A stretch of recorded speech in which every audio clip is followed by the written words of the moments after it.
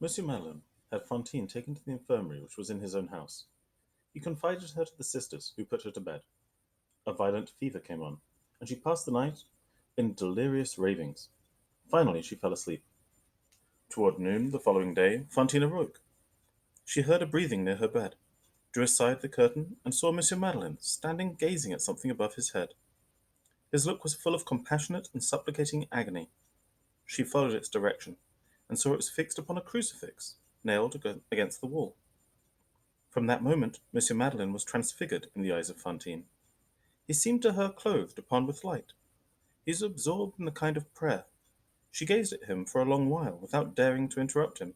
At last she said timidly, "What are you doing?" Monsieur Madeleine had been in that place for an hour, waiting for Fantine to awake. He took her hand, felt her pulse, and said, "How do you feel?" "Very well. I have slept," she said. "I think I'm getting better. This will be nothing." Then he said, answering the question she had first asked him as if she had just asked him, "I was praying to the martyr who is on high." And in his thought he added, "For the martyr who is here below." Monsieur Madeleine had passed the night and morning in informing himself about Fantine. He knew all now. He had learned, even in its poignant details, the history of Fantine. He went on, "You have suffered greatly, poor mother. Oh, do not lament. You now have the portion of the elect. It is in this way that mortals become angels. It is not their fault. They do not know how to set about it otherwise. This hell from which you have come out is the first step towards heaven. We must begin by that." He sighed deeply, but she smiled with the sublime smile from which 2 teeth were gone. Monsieur Madeleine wrote immediately to the Thénardiers. Fantine owed them 120 francs. He sent them 300 francs, telling them to pay themselves out of it, and bring the child at once to Montreuil-sur-Mer, where her mother, who was sick, wanted her. This astonished Thénardier. "The devil!" he said to his wife. "We won't let go of the child. It may be that this lark will become a milch cow. I guess some silly fellow has been smitten by the mother." He replied by a bill of 500 and some odd francs, carefully drawn up. In this bill figured two incontestable items for upward of 300 francs, one of a physician, and the other of an apothecary who had attended and supplied Éponine and Azelma during 2 long illnesses. Cosette, as we have said, had not been ill. This was only a slight substitution of names. Thénardier wrote at the bottom of the bill, "Received on account 300 francs." Monsieur Madeleine immediately sent 300 francs more, and wrote, "Make haste to bring Cosette." "Christy!" said Thénardier, "we won't let go of the girl." Meanwhile, Fantine had not recovered. She still remained in the infirmary. Monsieur Madeleine came to see her twice a day, and at each visit she asked him, "Shall I see my Cosette soon?" He answered, "Perhaps tomorrow. I expect her every moment." And the mother's pale face would brighten. "Ah," she would say, "how happy I shall be." We have just said she did not recover. On the contrary, her condition seemed to become worse from week to week. The doctor sounded her lungs and shook his head. Monsieur Madeleine said to him, "Well?" "Has she not a child she is anxious to see?" said the doctor. "Yes." "Well, make haste to bring her." Monsieur Madeleine gave a shudder. Fantine asked him, "What did the doctor say?" Monsieur Madeleine tried to smile. "He told us to bring your child at once. That will restore your health." Part 2. One morning, Monsieur Madeleine was in his office, arranging for some pressing business of the mayoralty, when he was informed that Javert, the inspector of police, wanted to speak with him. "Let him come in," said he. Javert entered. He respectfully saluted the mayor, who had his back toward him. The mayor did not look up, but continued to make notes on the papers.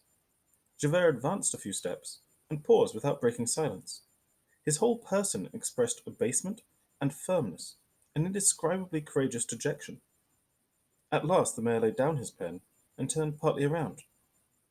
"Well, what is it? What is the matter, Javert?" Javert remained silent a moment, as if collecting himself, then raised his voice with a sad solemnity which did not, however, exclude simplicity. "There has been a criminal act committed, Monsieur Mayor." What act? An inferior agent of the government has been wanting in respect to a magistrate, in the gravest manner. I come as is my duty to bring this fact to your knowledge. Who is this agent? Asked Monsieur Madeleine. I, said Javert. You? I. And who is the magistrate who has to complain of this agent? You, Monsieur Mayor. Monsieur Madeleine straightened himself in his chair. Javert continued with serious looks and eyes still cast down. Monsieur Mayor, I come to ask you to be so kind as to make charges and procure my dismissal. Monsieur Madeleine, amazed, opened his mouth.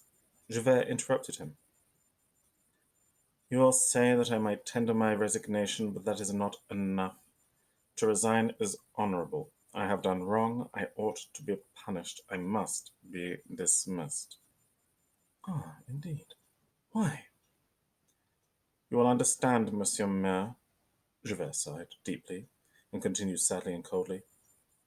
Monsieur Mayor, 6 weeks ago, after that scene about that girl, I was enraged, and I denounced you. Denounced me? To the prefecture of the police at Paris. Monsieur Madeleine, who did not laugh much oftener than Javert, began to laugh. As a mayor, having encroached upon the police? As a former convict. The mayor became livid. Javert, who had not raised his eyes, continued. I believed it. For a long time I had suspicions, a resemblance, information you obtained at Faverolles, your immense strength, the affair of old Fauchelevent, and in the end, I don't know what other stupidities, but at last I took you for a man named Jean Valjean. Named what? How did you call that name? Jean Valjean. He was a convict I saw 20 years ago when I was adjutant of the galley guard at Toulon. After leaving the galleys, this Valjean, it appears, robbed a bishop's palace. Then he committed another robbery with weapons in his hands on a highway on Little Savoyard. For 8 years his whereabouts have been unknown, and search has been made for him. I fancied, in short, I have done this thing. Anger determined me, and I denounced you to the prefect. Monsieur Madeleine, who had taken up the file of papers again a few moments before, said with a tone of perfect indifference, "And what answer did you get?" "That I was crazy." Well, well, they were right. It is fortunate that you think so. It must be so, for the real Jean Valjean has been found. The paper that Monsieur Madeleine held fell from his hand. He raised his head, looked steadily at Javert, and said in an inexpressible tone, "Ah." Javert continued, "I will tell you how it is, Monsieur Mayor. There was, as it appears, in the country near Aix-le-Haut-Clocher, a simple sort of fellow who was called Father Champmathieu. He was very poor, and nobody paid any attention to him.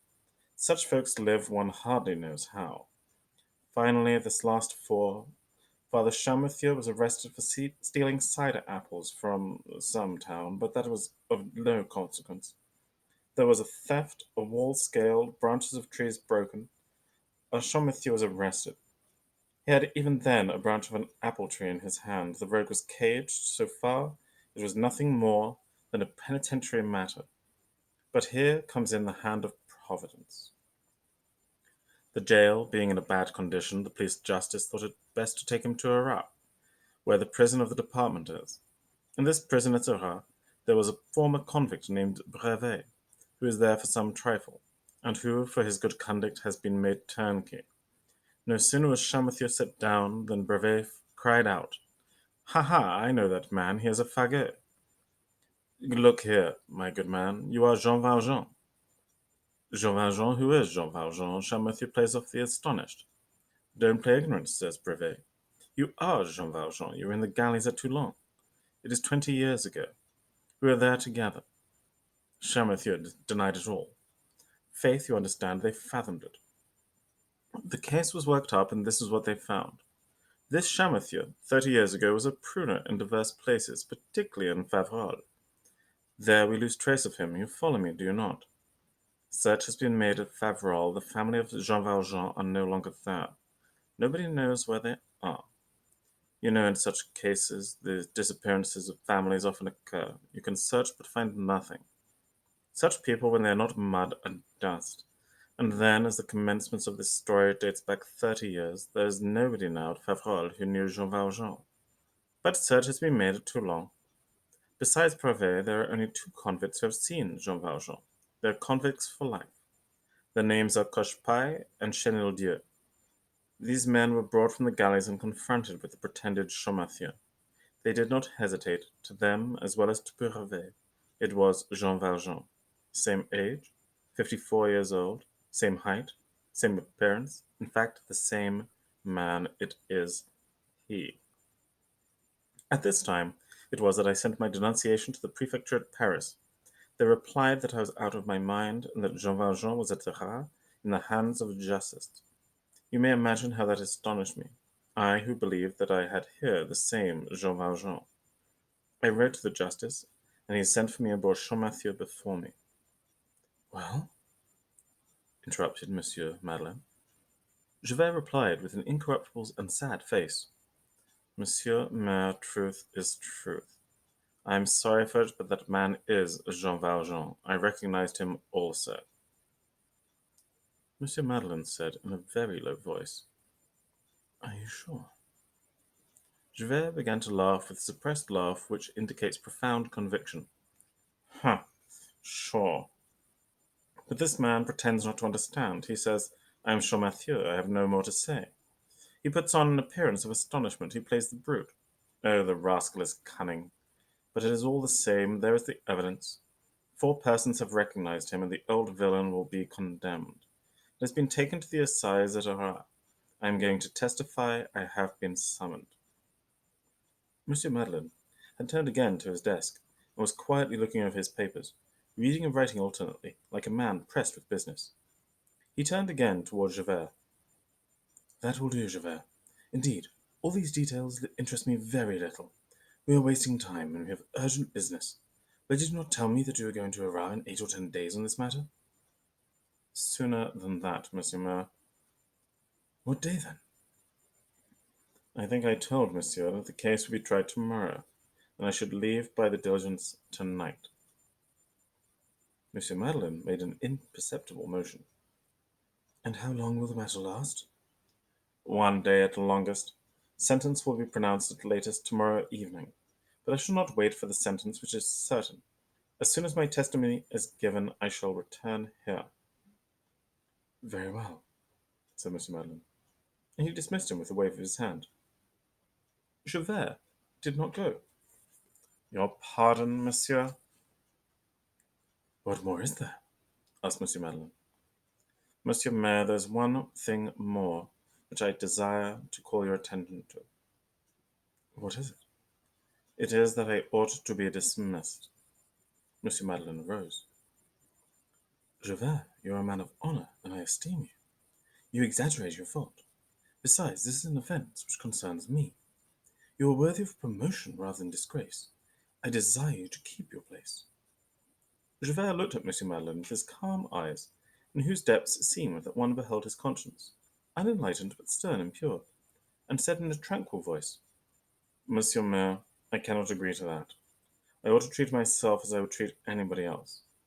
When I put down malefactors, when I rigorously brought up offenders, I often said to myself, 'You, if you ever trip, if I ever catch you doing wrong, look out.'